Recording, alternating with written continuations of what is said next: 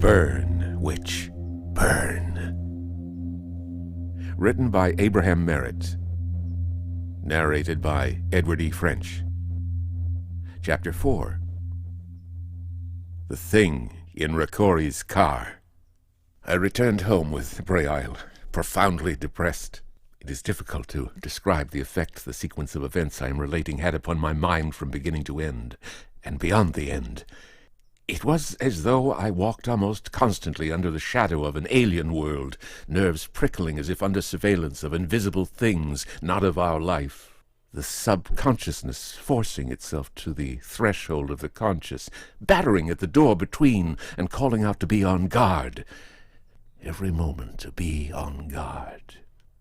Strange phrases for an orthodox man of medicine. Let them stand. Braille was pitiably shaken, so much so that I wondered whether there had been more than professional interest between him and the dead girl. If there had been, he did not confide in me. It was close to 4 o'clock when we reached my house. I insisted that he remain with me. I called the hospital before retiring, but they had heard nothing of Nurse Robbins.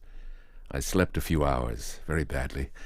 Shortly after 9, Robbins called me on the telephone. She was half hysterical with grief. I bade her come to my office, and when she had done so, Braille and I questioned her. "About 3 weeks ago," she said, "Harriet brought home to Diana a very pretty doll." The child was enraptured.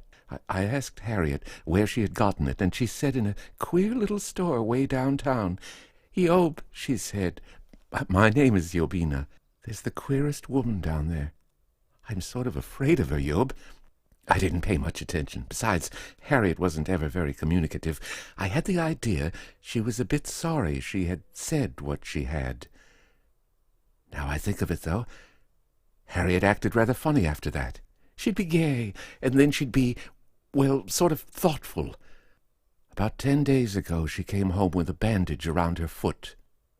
The right foot? Yes. She said she'd been having tea with the woman she'd gotten Diana's doll from. The teapot upset, and the hot tea had poured down her foot. The woman had put some salve on it right away, and now it didn't hurt a bit. "But I think I'll put something on it I know something about," she told me. Then she slipped off her stocking and began to strip the bandage. I'd gone into the kitchen, and she called to me to come and look at her foot. "It's queer," she said. "That was a bad scald, Yob. Yet it's practically healed, and that salve hasn't been on for more than an hour." I looked at her foot. There was a big red patch on the instep, but it wasn't sore, and I told her the tea couldn't have been very hot. "But it was really scalded, Yob," she said. "I mean, it was blistered." She sat looking at the bandage and at her foot for quite a while. The salve was bluish and had a queer shine to it. I never saw anything like it before. No, I couldn't detect any odor to it. Harriet reached down and took the bandage and said, "Yob, throw it in the fire." I threw the bandage in the fire. I remember that it gave a queer sort of flicker. It didn't seem to burn. It just flickered. And then it wasn't there. Harriet watched it and turned sort of white. Then she looked at her foot again. "Yob," she said, "I never saw anything heal as quick as that. She must be a witch." "What on earth are you talking about, Harriet?" I asked her. "Oh, nothing," she said. "Only I wish I had the courage to rip that place on my foot wide open and rub in an antidote for snakebite." Then she laughed, and I thought she was fooling, but she painted it with iodine and bandaged it with an antiseptic besides. The next morning she woke me up and said, "Look at that foot now. Yesterday a whole pot of scalding tea poured over it, and now it isn't even tender, and the skin ought to be just smeared off. Yob, I wish to the Lord it was." That's all, Dr. Lowell. She didn't say any more about it, and neither did I, and she just seemed to forget all about it. Yes, I did ask her where the shop was and who the woman was, but she wouldn't tell me. I don't know why. After that, I never knew her so gay and carefree, happy, careless. Oh, I don't know why she should have died. I don't. Braille asked, "Do the numbers 491 mean anything to you, Robbins? Do you associate them with any address Harriet knew?" She thought, then shook her head. I told her of the measured closing and opening of Walters's eyes.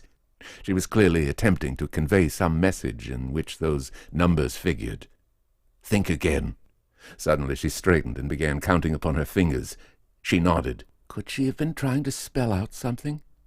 If they were letters, they could read D, I, and A. They're the first 3 letters of Diana's name.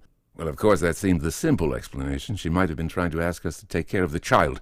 I suggested this to Braille. He shook his head. She knew I'd do that. He said, no, it was something else. A little after Robbins had gone, Ricori called up. I told him of Walters's death. He was greatly moved. And after that came the melancholy business of the autopsy. The results were precisely the same as in that of Peter's. There was nothing whatever to show why the girl had died.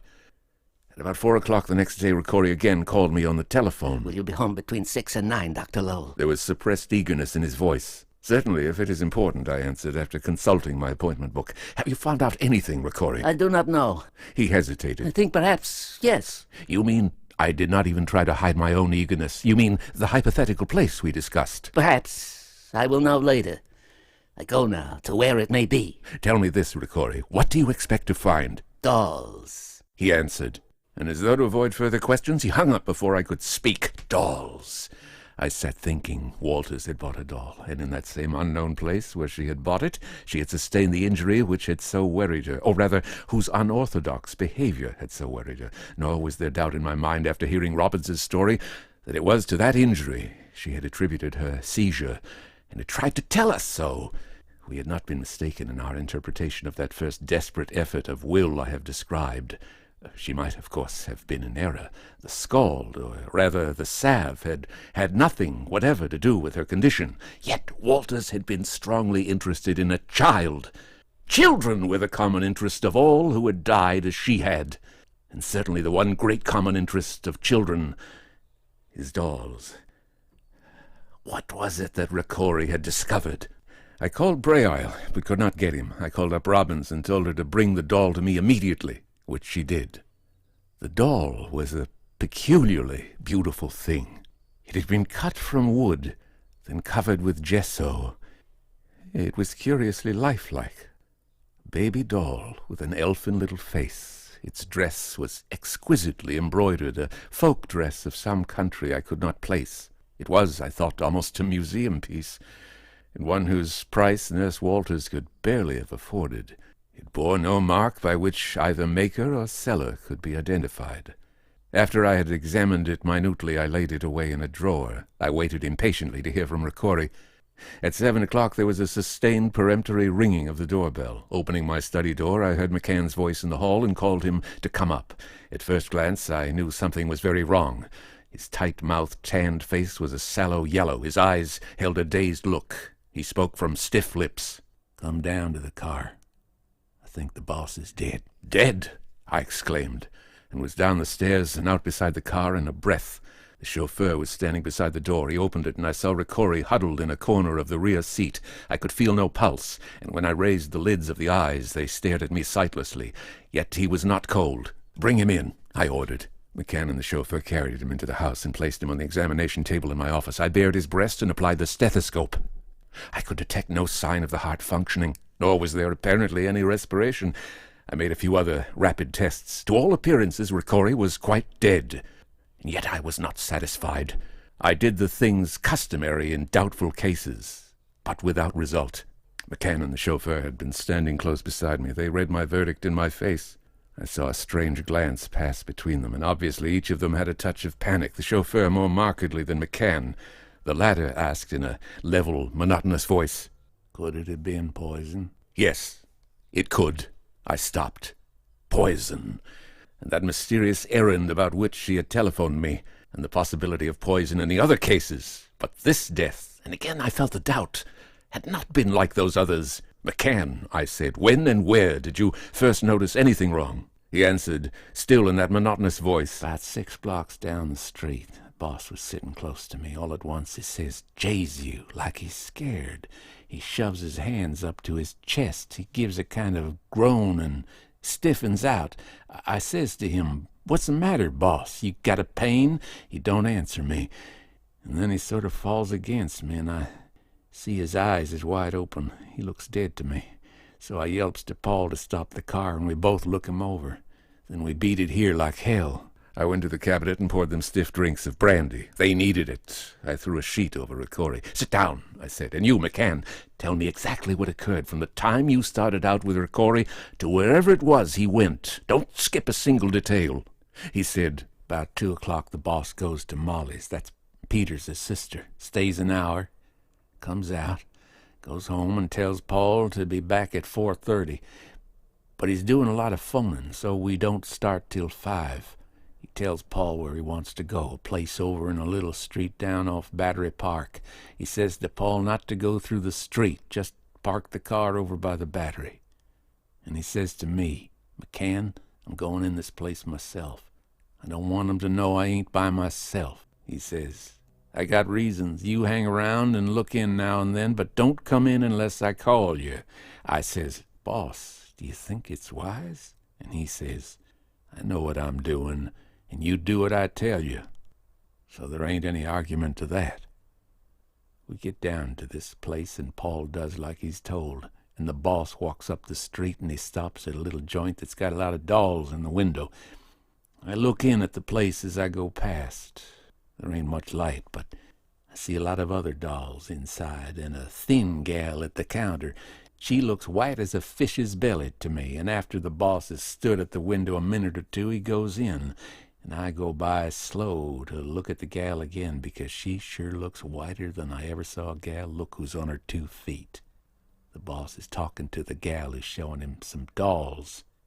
The next time I go by, there's a woman in the place. She's so big, I stand at the window a minute to look at her, because I never seen anybody that looks like her. She's got a brown face, and it looks sort of like a horse, and a little mustache and moles, and she's as funny-looking broad as the fish-white gal, big and fat. But I get a peep at her eyes. Geez, what eyes! Big and black and bright, and somehow I don't like them any more than the rest of her. The next time I go by, the boss is over in a corner with the big dame. He's got a wad of bills in his hand, and I see the gal watching, sort of frightened like. The next time I do my beat, I don't see either the boss or the woman. So I stand looking through the window, because I don't like the boss out of my sight in this joint. And the next thing I see is the boss coming out of a door at the back of the shop. He's madder'n hell and carrying something, and the woman is behind him, and her eyes spitting fire. The boss is jabbering, but I can't hear what he's saying, and the dame is jabbering too and making funny passes at him. Funny passes? Why, funny motions with her hands. But the boss heads for the door, and when he gets to it, I see him stick what he's carrying inside his overcoat and button it up round it. It's a doll. I see its legs dangling down before he gets it under his coat, a big one, too, for it makes quite a bulge. He paused, began mechanically to roll a cigarette, then glanced at the covered body and threw the cigarette away. He went on, "I never see the boss so mad before. He's muttering to himself in Italian and saying something over and over that sounds like strega. I see it ain't no time to talk, so I just walk along with him. Once he says to me, more as if he's talking to himself than me, if you get what I mean, he says, 'The Bible says you shall not suffer a witch to live.' Then he goes on muttering and holding one arm fast over this doll inside his coat. We get to the car, and he tells Paul to beat it straight to you and to hell with traffic. That's right, ain't it, Paul?" "Yes." When we get in the car, he stops muttering and just sits there quiet, not saying anything to me until I hear him say Jesu, like I told you. And that's all, ain't it, Paul? The chauffeur did not answer. He sat staring at McCann with something of entreaty in his gaze. I distinctly saw McCann shake his head. The chauffeur said, in a strongly marked Italian accent, hesitatingly, I do not see the shop, but everything else McCann say is truth." I got up and walked over to Ricori's body. I was about to lift the sheet when something caught my eye. A red spot about as big as a dime, a bloodstain. Holding it in place with one finger, I carefully lifted the edge of the sheet. The blood spot was directly over Ricori's heart. I took one of my strongest glasses and one of my finest probes. Under the glass I could see on Ricori's breast a minute puncture, no larger than that made by a hypodermic needle. Carefully I inserted the probe. It slipped easily in and in until it touched the wall of the heart. I went no further. Some needle-pointed, exceedingly fine instrument had been thrust through Ricori's breast, straight into his heart. I looked at him, doubtfully. There was no reason why such a minute puncture should cause death, unless, of course, the weapon which had made it had been poisoned, or there had been some other violent shock which had contributed to that of the wound itself. But such shock or shocks might very well bring about in a person of Ricori's peculiar temperament some curious mental condition producing an almost perfect counterfeit of death. I had heard of such cases. No, despite my tests, I was not sure Ricori was dead. But I did not tell McCann that. Alive or dead, there was one sinister fact that McCann must explain. I turned to the pair who had been watching me closely. "You say there were only 3 of you in the car?" Again I saw a glance pass between them. "There was the doll," McCann answered half defiantly. I brushed the answer aside impatiently. "I repeat, there were only 3 of you in the car." 3 men, yes. "Then," I answered grimly, "you have a lot to explain. Ricori was stabbed. I'll have to call the police." McCann arose and walked over to the body. He picked up the glass and peered through it at the tiny puncture. He looked at the chauffeur. He said, "I told you the doll done it, Paul." I said incredulously, "McCann, you surely don't expect me to believe that." He did not answer, rolling another cigarette, which this time he did not throw away. The chauffeur staggered over to Ricori's body. He threw himself on his knees and began mingled prayers and implorations. McCann, curiously enough, was now completely himself. It was as though the removal of uncertainty as to the cause of Ricori's death had restored all his old, cold confidence. He lighted the cigarette. He said, almost cheerfully, "I'm aiming to make you believe." I walked over to the telephone. McCann jumped in front of me and stood with his back against the instrument. "Wait a minute, Doc. If I'm the kind of rat that'll stick a knife in the heart of the man who hired me to protect him, ain't it occurred to you the spot you're on ain't so healthy? What's to keep me and Paul from giving you the works and making our getaway?" Frankly, that had not occurred to me. Now I realized in what a truly dangerous position I was placed. I looked at the chauffeur. He had risen from his knees and was standing regarding McCann intently. "I see you get it." McCann smiled mirthlessly. He walked to the Italian. "Pass your rods, Paul." Without a word, the chauffeur dipped into his pockets and handed him a pair of automatics. McCann laid them on my table. He reached under his left arm and placed another pistol beside them, reached into his pocket and added a second. "Sit there, Doc," he said, and indicated my chair at the table. "That's all our artillery.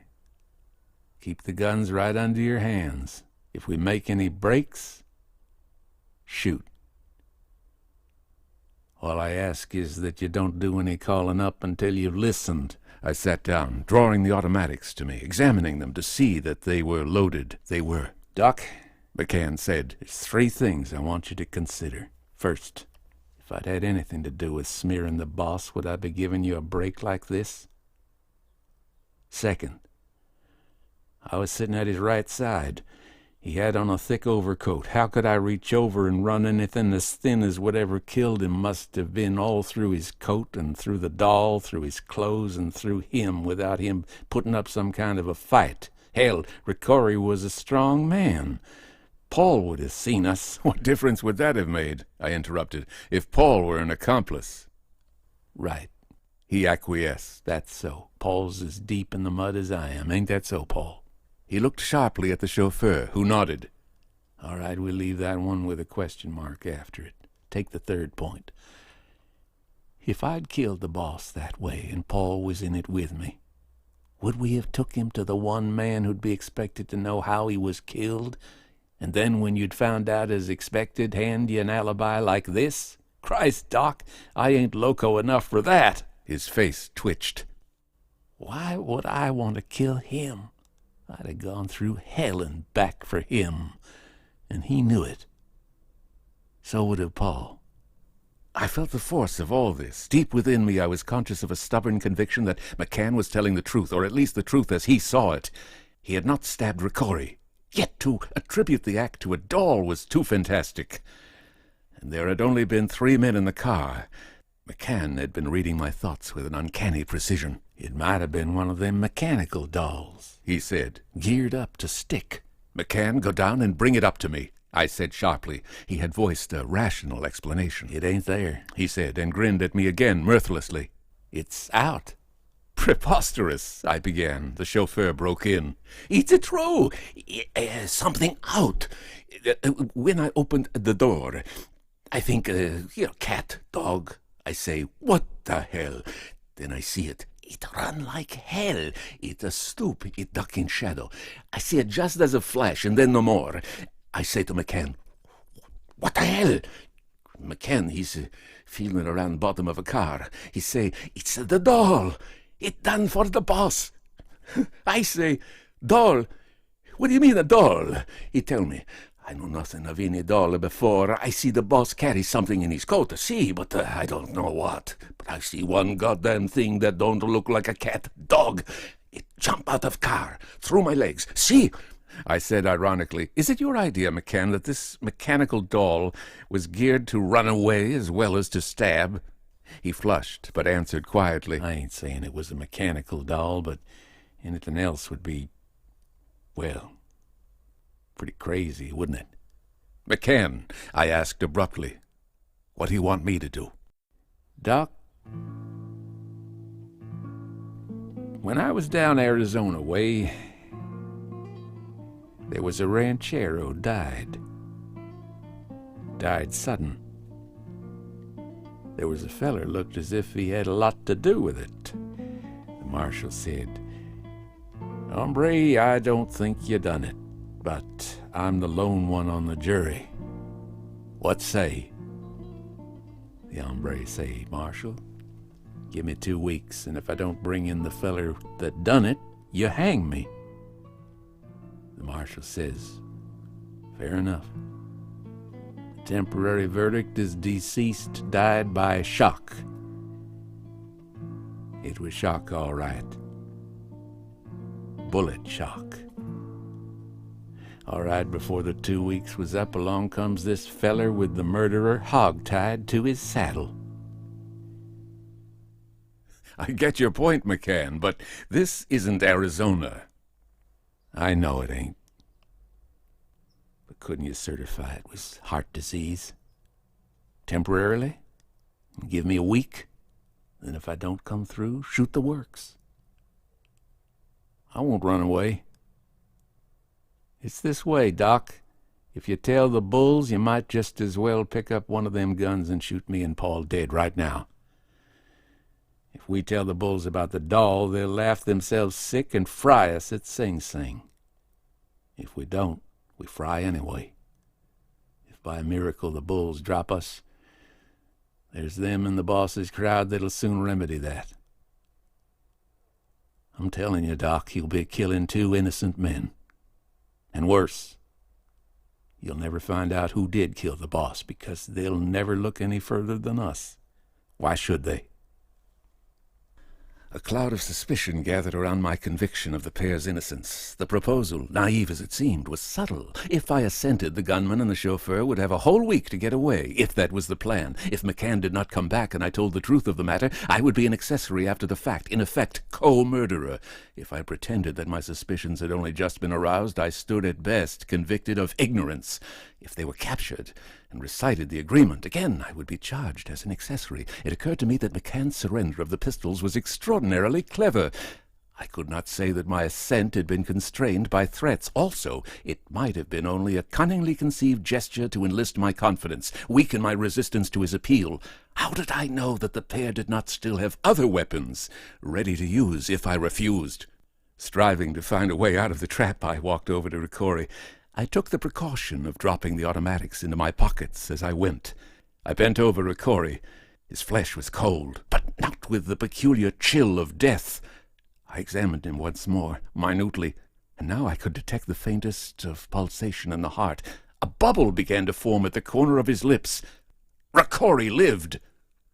I continued to bend over him, thinking faster than ever I had before. Ricori lived, yes, but it did not lift my peril. Rather, it increased it, for if McCann had stabbed him, if the pair had been in collusion and learned that they had been unsuccessful, would they not finish what they had thought ended, with Ricori alive, Ricori able to speak and to accuse them, a death more certain than the processes of law confronted them, death at Ricori's command at the hands of his henchmen.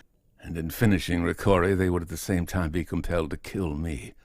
Still bending, I slipped a hand into my pocket, clenched an automatic, and then whirled upon them with the gun leveled. "Hands up, both of you," I said.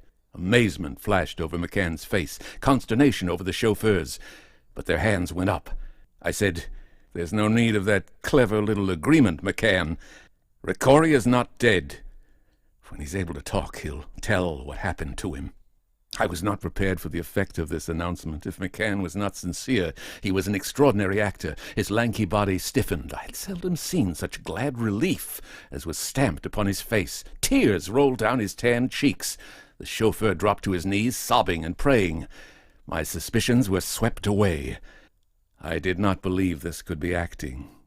In some measure, I was ashamed of myself.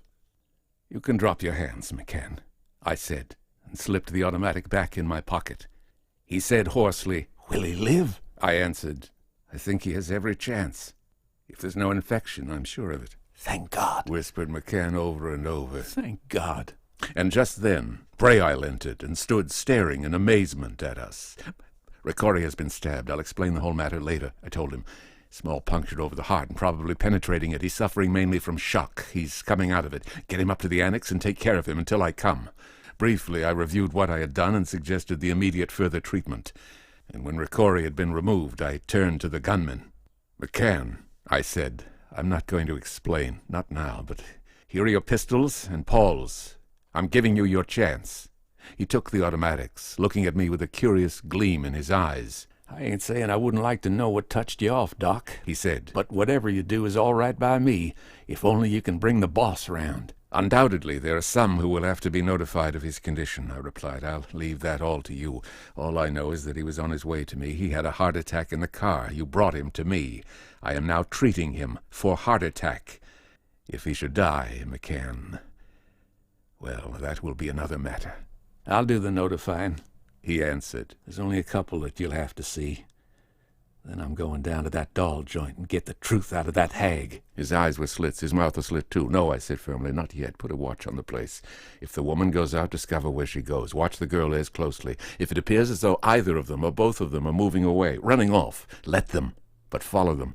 I don't want them molested or even alarmed until Ricori can tell what happened there." "All right," he said, but reluctantly. "Your doll story," I reminded him sardonically, "would not be so convincing to the police as to my somewhat credulous mind.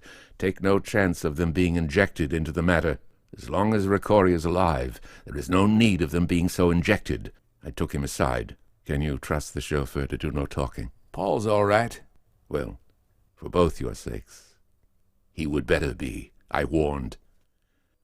They took their departure. I went up to Ricori's room. His heart was stronger, his respiration weak but encouraging. His temperature, although still dangerously subnormal, had improved. If, as I had told McCann, there was no infection, and if there had been no poison nor drug upon the weapon with which he had been stabbed, Ricori should live.